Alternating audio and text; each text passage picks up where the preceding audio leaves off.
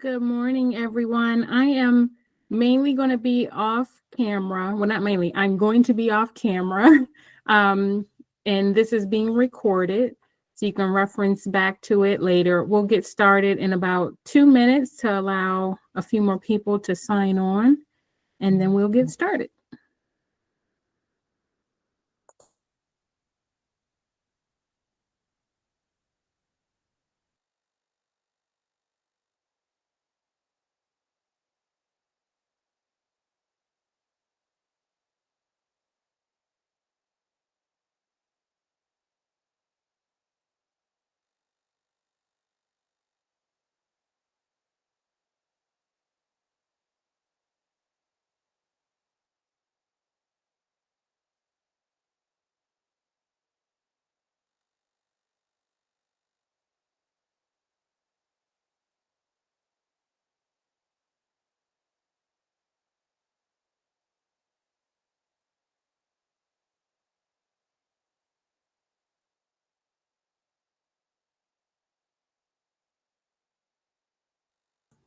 If you're just joining, we'll get started in about 1 more minute.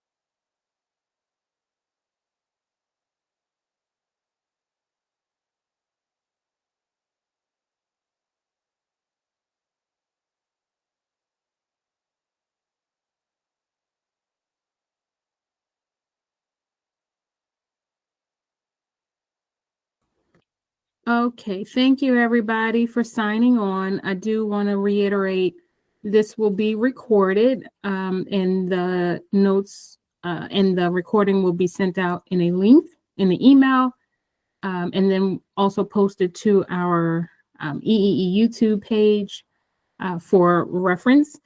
For returning grantees, the first portion of this will feel a little hand-holdy. Just bear with me so I can help anyone who would be applying for the first time know just how to navigate everything. And then the application itself has changed. So I would, encourage everyone to stay on even if you've applied before, because there's been some changes. So I'm going to start at the beginning here, which is just the web page and how to get to the Energy Efficiency Equity Program page specifically. So let's see if I can. I don't know that that goes away.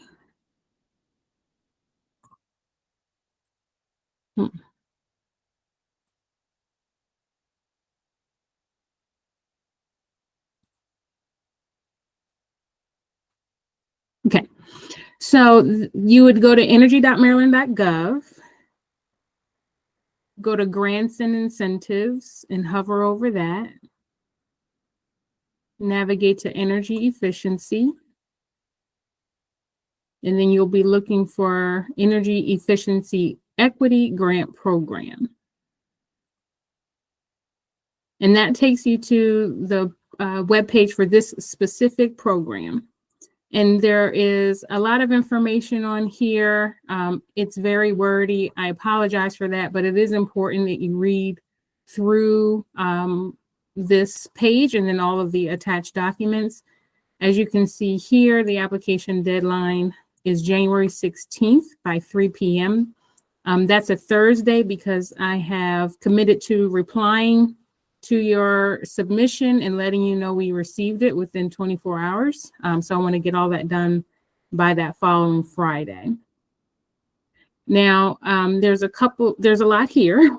A couple of things I wanted to point out prior to getting started is the funding opportunity announcement. I am not going to explicitly go over that today because I want to focus on filling out the actual application. But this has everything you need to know about how to qualify for this program and what's going to be important information that you need to include.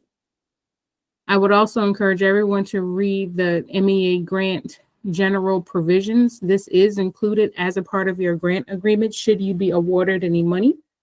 And you just want to make sure that you know in advance so you can comply with everything that's required of you as a grant recipient. Okay, so you would click on those, it'll open a PDF document for you. I'm just going to open this. Again, I'm not going to go over it in detail. Some things I do want to call out is that your organization needs to be either a local government entity or a nonprofit registered in the state of Maryland. And then there's a lot of information here, the income qualifications. But what I really want to get down to is the criteria that we use to award grant money. So there's, starting on page 10 of this document, it tells you what is going to be the criteria by which we're judging the applications. Okay. All right. So please do go through and read those as you plan to apply for this grant. So I'm going to click here and download the actual Excel application as if I am a grantee applying, or I should say an applicant applying for this grant.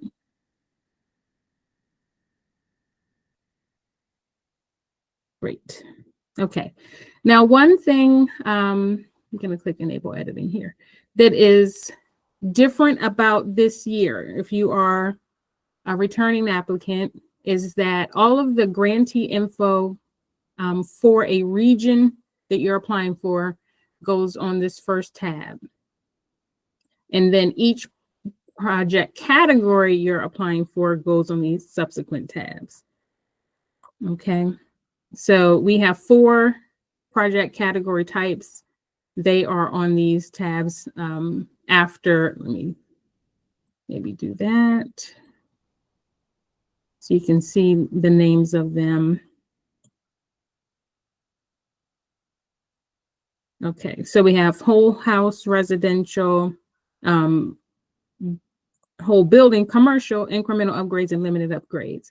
And those are all explained on the funding opportunity announcement. And that's how you know which project category you should be applying for. So as you can see, one of the things that's changed is that all of your initial information goes on this first page. And as you fill in the blanks, they will turn green, so you know that they are completed. I would encourage everyone to be as thorough as possible, to the point where if something doesn't apply, you're writing NA or not applicable. So I'm going to just do a couple of these so that you can see the change. I won't go through every blank, but I do want to be explicit in how this is all filled out. All right, and let's say non-profit LLC. If you have a doing business as, you can put that here. Mailing address should match the W-9. The reason this is important is this is how you get paid. If your address on your W-9 is different than where you receive regular communications, that's fine. You can put that information here, but we need this section to be the one that matches your W-9. Okay, so here are some pull downs. You'll put yes, and then so forth. Now, there's a lookup for you to put your congressional district and legislative district. There's some instructions here on how to complete that. And the individual preparing the application. This could be a third party. This could be someone in your organization, but you would want to put in here who's preparing it, so we know who, if we have to go back and collect additional information, or we have some questions, that we know who to contact. Okay, Legal counsel, usually this would only apply to local governments, but that information would go there. And then the organization overview. Even if you have a web page that you can include here, please at minimum write up something or put in or paste in, I should say, information from your web page and tell us a little bit about the organization here. The primary point of contact for the project that you're applying for money for would be here. Any secondary contact, if this person is out of office, please put that person. And once we get to the point, just a side note here, that you're awarded your money, there will be opportunity for you to say who you want copied on all correspondence regarding the project. Okay. This person is the signatory, so you definitely want to be explicit here. Even if it is the same as one of these persons above, please duplicate the information here. This information gets pulled in, in different into different documents. So we, even though some of it may seem repetitive, we do need this also filled out. And then if you are a new applicant, if you are not a new applicant, you'll enter in some information here about when you've participated in the past and a little description of which project category you chose. If you're a new applicant, we would love to know how you learned about the program. We want to do a lot of outreach, and this helps us to know where people are seeing us so that we can continue to focus on that area, but also know where there's room for opportunity. Okay. So these things should be pretty self-explanatory. All right, so getting down here, we want to know where you want to do work. One important thing I think that has been missed in the past is that Baltimore City is its own region, and then Baltimore County is in the central region. So if you're going to do work in both, you do need to put, yes, I'm doing the central region and explicitly in Baltimore County. And then you'll want to have a description here on why you chose the area that you are working in. Now, I do want to also mention here you are giving us a snapshot of everywhere you want to work. You will be submitting an application per region. So if you are submitting for Baltimore City and for Baltimore County, we are expecting 2 applications from you. And then if you want to do 1 or 2 different project categories in that region, you would fill in those tabs. So I do want to be explicit that there's a new way that we're doing this, and that is in per region is how you'll be submitting your application. Okay. We don't require that you go down and put no for all the ones you don't plan to work in. So don't worry about doing that, but be explicit in where you do want to work.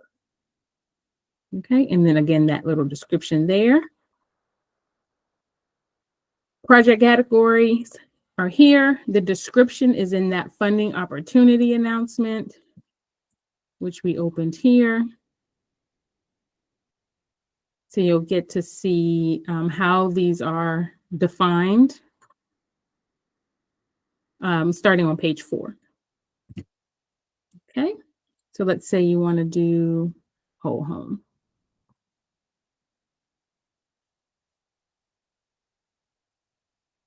All right. Now the funding, these will, as you fill in the different project category types, these will auto fill from those other pages. So you don't need to do that here on this particular page. This is so that once you have filled out these other tabs, we can see a snapshot of all the funding that you're looking to get, all the leverage funding you have, and then we can do some totaling of those numbers. Okay. Here is leverage funding. Again, those will pull from the other tabs. The energy savings will pull from other tabs. And if you need additional help when calculating your energy savings, let's say you're not doing a standard project, and so you don't have maybe an auditing modeling system where you can pull this information, although that's what I would recommend. You can schedule a separate appointment with me to go over how to do your energy savings. Okay. The cost-effective calculations and assumptions, just describe how you came to these numbers, particularly if you are not using an auditing modeling software. But even if you are, please let us know how you came up with these numbers. We're not expecting, for instance, if you want to do, 10 whole homes, we're not expecting 10 separate calculations. You can submit one auditing report and say, on average, this is the type of where we're working on, and describe that here. And I think I got a notification about questions. I'll come back to that shortly. Okay, there's some notes here that we hope are helpful. And then here's where you want to say, yes, I've included these things. You are required to have a W-9. That question came up recently for me. If you have leverage funds, include proof of those leverage funds, or some sort of proof that you fill out an application for leverage funds. Submit a timeline. This can change, but what your projected timeline is. And then that you're completing one application per region with all of your project categories included. Okay. If you're a nonprofit, there's some additional forms here. And then if you're a commercial project, you'll see another item that you'll need to include there. Okay. There is the matter of indirect costs. So if you have a negotiated rate, please do submit that up front. From a federally negotiated rate, please do submit that up front. Otherwise, we'll be allowing you to submit for administrative costs.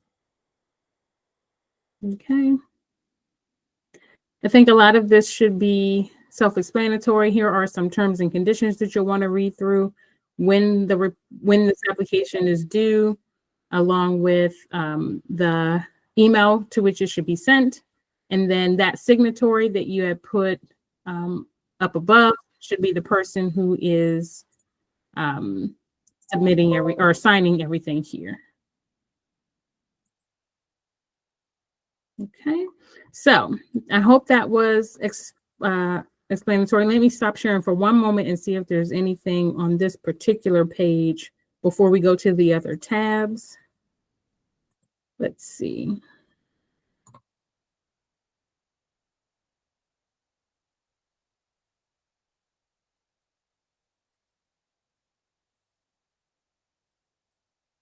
All right.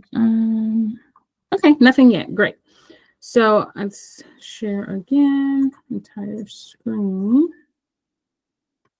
Okay, so let's say you want to do whole home residential. This term tends to be the most common application that we get. You're going to want to put a detailed description of the project here. I'm so sorry. I don't know how to mute that. So that there's this blank is pretty lengthy. What we're really looking for is, the narrative surrounding your project. Tell us exactly what you want to do, for whom you want to do it, how long it's going to take, why this work is important. This is where you're going to get out all of your passion about your project. Okay, so that's your narrative. Energy audit status. For whole home, of course, the audits will usually be done right before, and you haven't done one on the specific home you're going to be upgrading yet.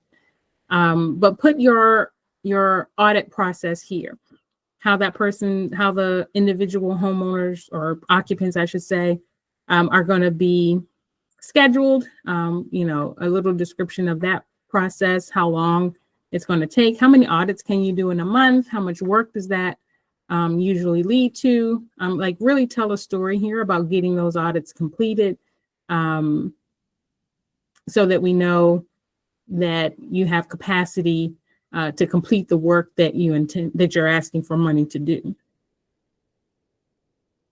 All right. The direct benefits, get really explicit here about the communities that this money is intended to serve.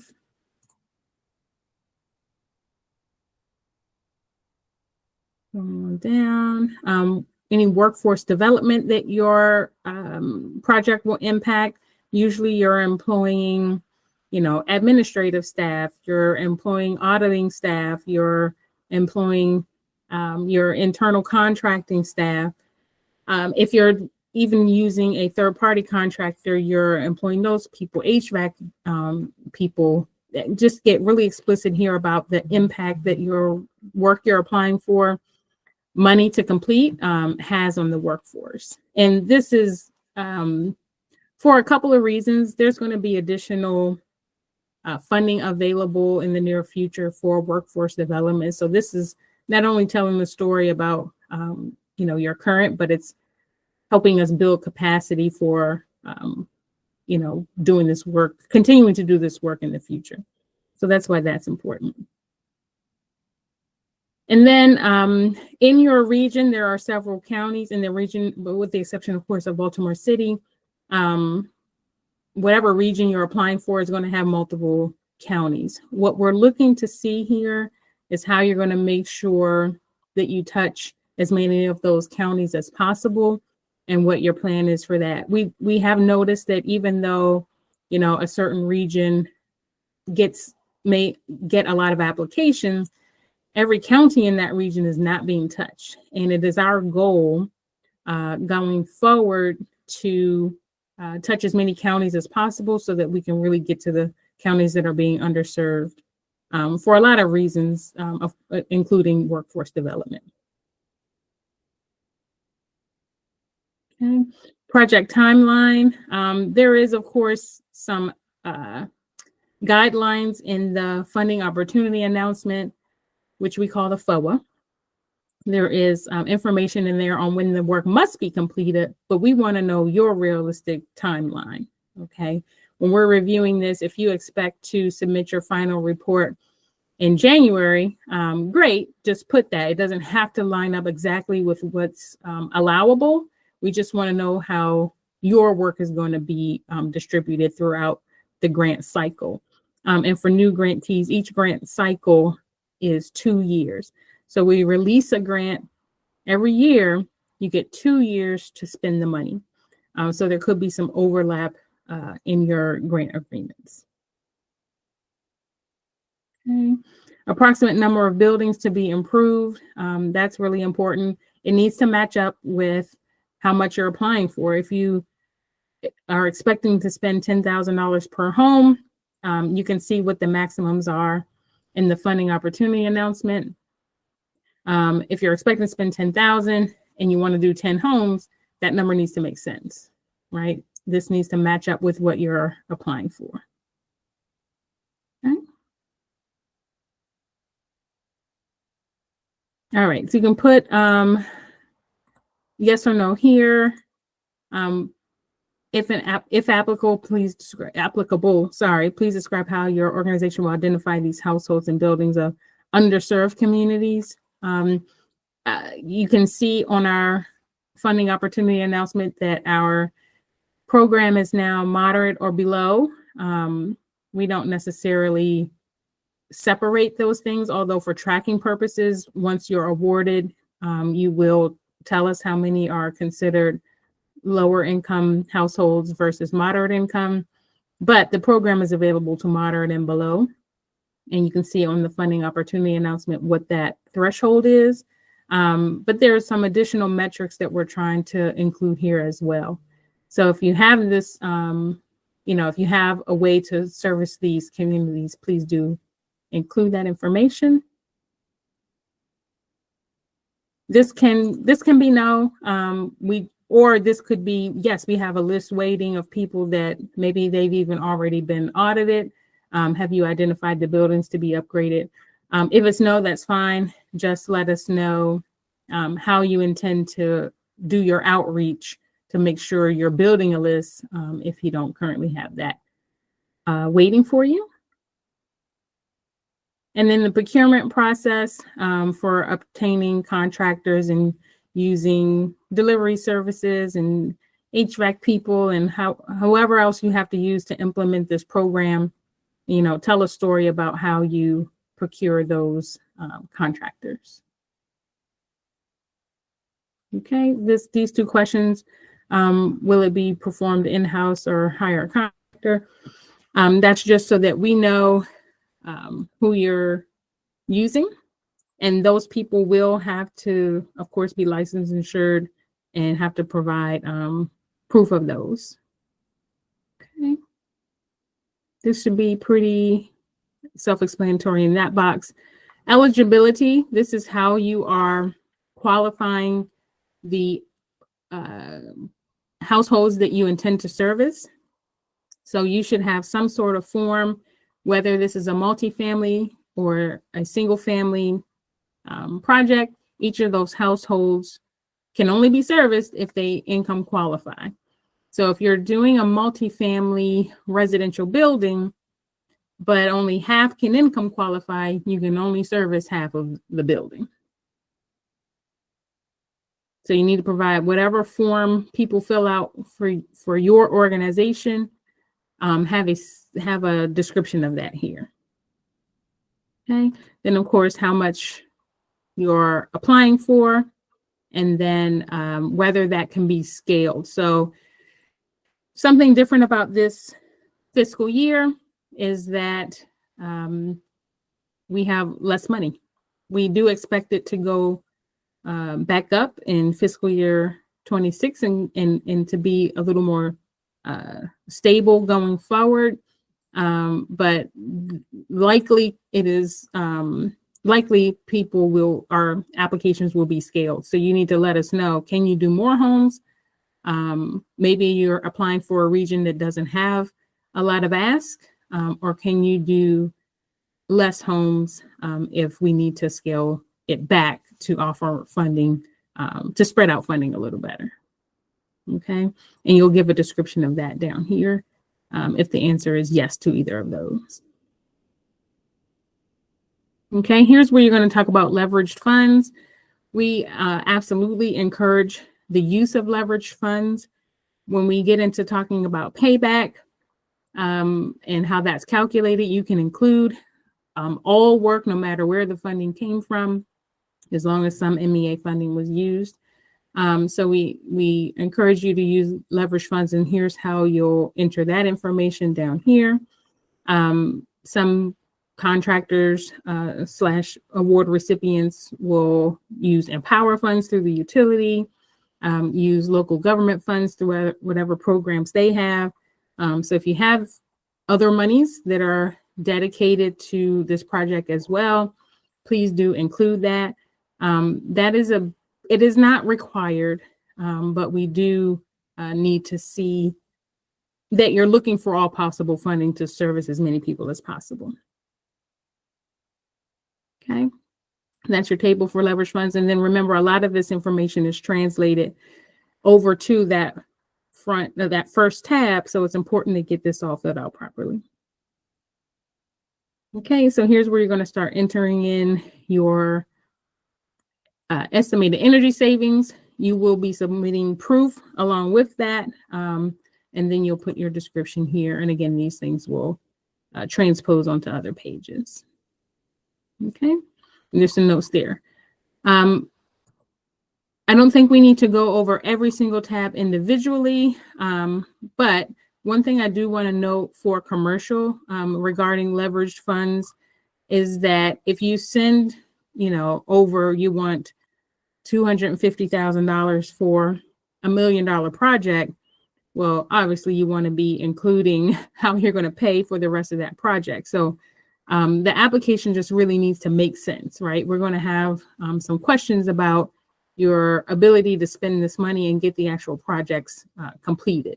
When it comes to incremental upgrades, there was a very specific chart on what monies qualify for these incremental upgrades. And you can find that right here toward the bottom. So if you're saying, I want $100,000, and that needs to equal however many dryers, dishwashers, ceiling fans you want to include, which needs to be calculated using this table. So again, just make sure your application makes sense for what you're asking for. And then limited upgrades, you can see this one a little more clearly defined on the funding opportunity announcement. This is where it's not getting a whole home or whole building upgrade, but there are very specific, maybe the building was already upgraded, you can prove that, but you want to do some HVAC work, for example. So that would be your limited upgrades. But please do look at the funding opportunity announcement to make sure that whatever project category you're applying for really matches up with the narrative you're telling, in your initial tab right here, the grantee info.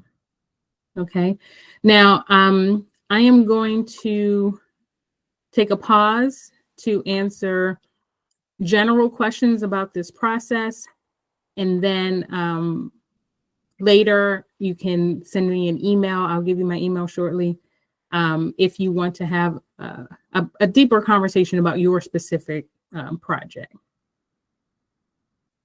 So let's go here.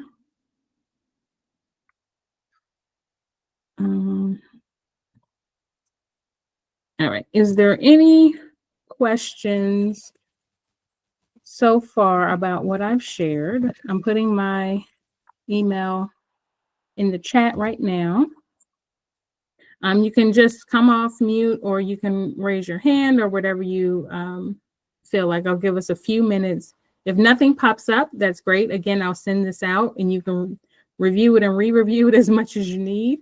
But I would start with our webpage, energy.maryland.gov, and then navigating to energy efficiency, reading that entire page, but very specifically the funding opportunity announcement and the general provisions, which is the same general provisions for every single program that we have.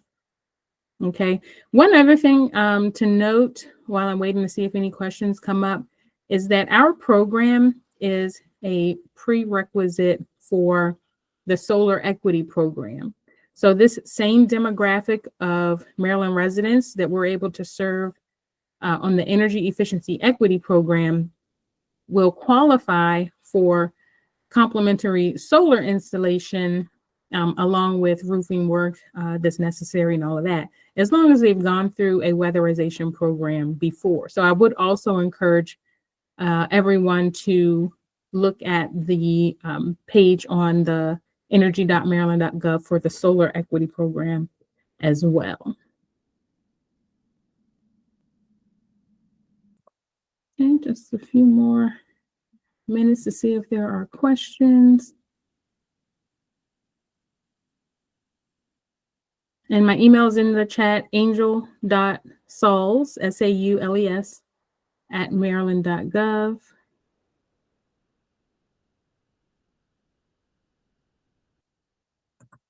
Okay. I don't see anything popping up.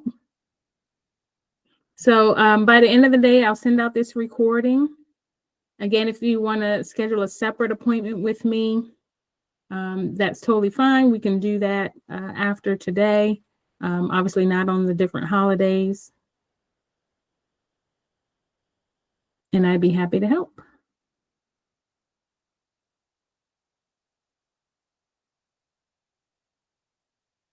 Okay, great. There's a question in the chat, Angel. Is there a question in the chat? Oh, great. Let's see. Thank you, Larissa. Oh, okay. So it says, what was the name of the program you just mentioned, the one in which MEA is a prerequisite? So MEA has a solar equity program. So you can go to our website and search that. Solar equity allows for the installation of PVC solar panels on a home that income qualifies. A prerequisite to that program is weatherization. It can be through MEA dollars or DHCD dollars, and they have money to do WAP, which is the Weatherization Assistance Program, or LIEP, the Limited Income Energy Efficiency Program. And that link for the Solar Equity Program, Larissa just put in the chat. So as long as a home has been weatherized and the income qualify, they can qualify for solar equity. And you as a grant applicant would apply for those monies just like you apply for our monies, and then you can service them through solar. If you do not intend to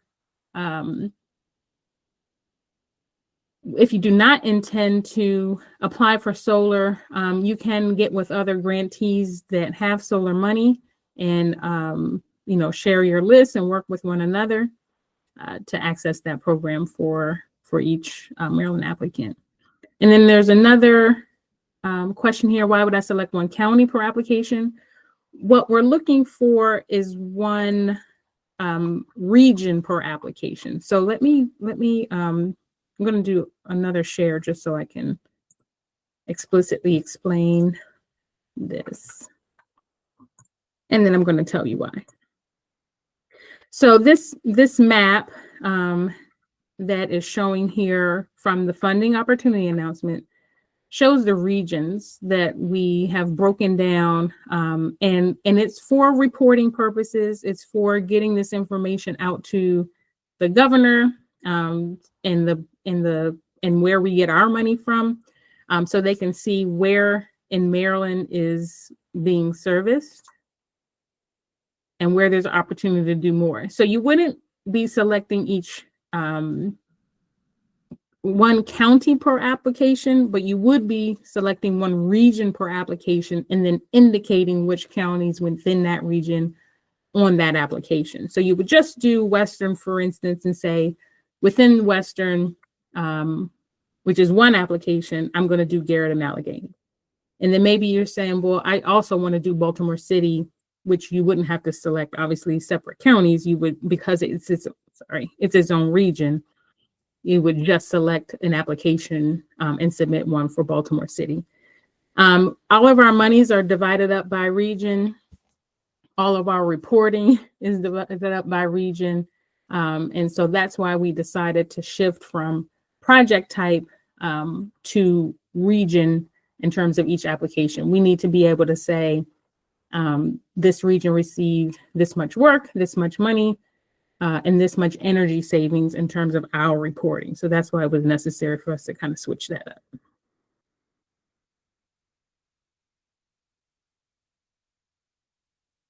Yep, my pleasure.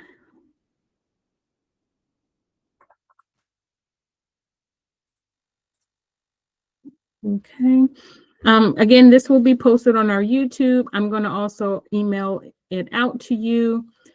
And if you want to have a conversation about your specific project, I welcome that. We can just email me, again, angel.sauls@maryland.gov, and direct all your questions there, and we'll set up a time. And then please, again, read the FOA, read the general provisions, and then be, as explicit and thorough as possible when submitting, again, because we just have less money to go around. So there's going to be, a lot of scrutiny that goes into these. And then, again, starting in fiscal year 26, the expectation is that we're back up, to a better number, and that number should pretty much stay the same in terms of planning purposes. Okay.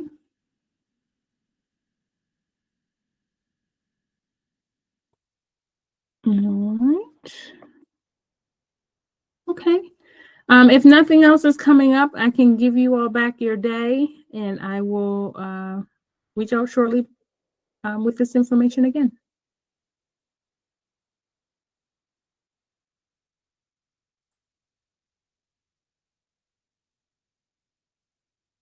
All right, thank you all, and thank you, Larissa, for your help.